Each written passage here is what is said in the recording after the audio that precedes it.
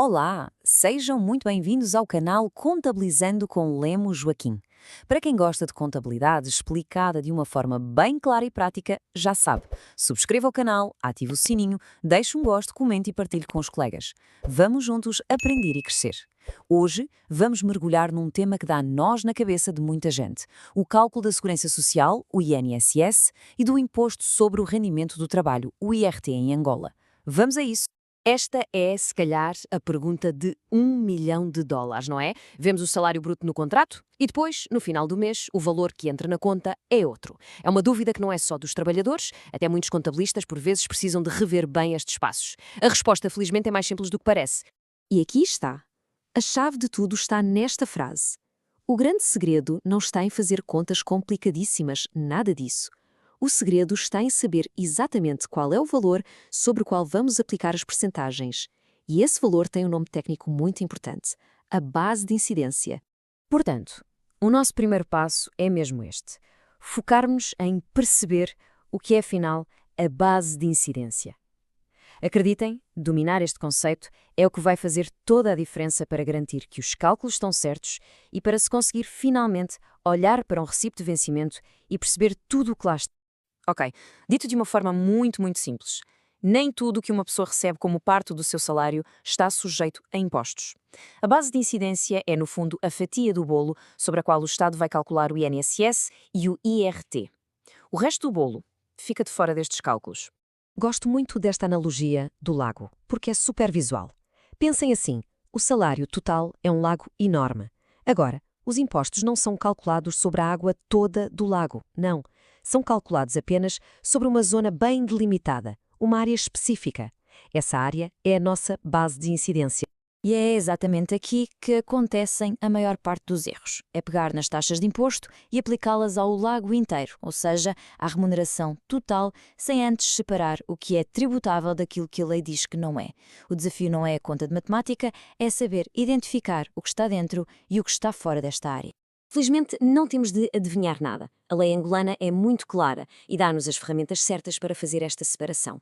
Nós não trabalhamos com base em achismos, trabalhamos com base em documentos legais oficiais. E é isso que vamos ver agora. Estes são os nossos guias. Para a Segurança Social, o documento a consultar é o Decreto Presidencial 227/2. Para o IRT, a Lei-Mãe é a Lei 1814, mas, e isto é muito importante, temos de usar a versão atualizada pela Lei 2820, que veio alterar o código e, crucialmente, as tabelas de imposto que usamos. E esta imagem é perfeita para ilustrar a ligação entre a lei e a prática. Do lado esquerdo temos a fonte, o Diário da República, o documento oficial que nos dá a legitimidade.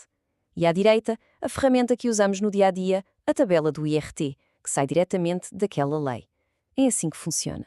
Muito bem, agora que já vimos a teoria e as ferramentas, vamos ao que realmente interessa: meter as mãos na massa. Com um exemplo prático, vão ver como as peças do puzzle se encaixam e como este processo, que parecia tão complexo, se torna bastante lógico.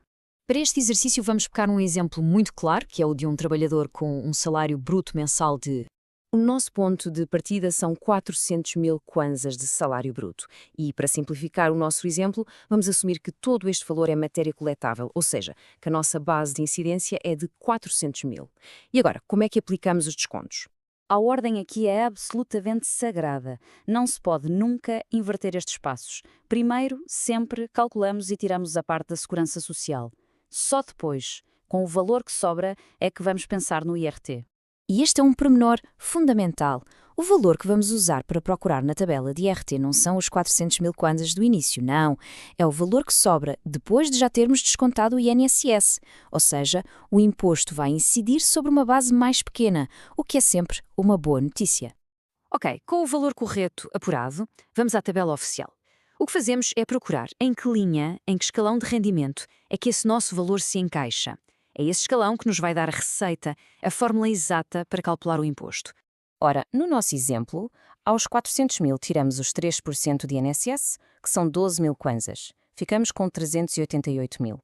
Este valor, 388.000, cai no sexto escalão da tabela. E a fórmula é clara. Paga-se uma parte fixa, de 49.250 kwanzas, e a isso soma-se 19% daquele valor que ultrapassa os 300.000. Perfeito. Vamos então fechar isto recapitulando os pontos essenciais.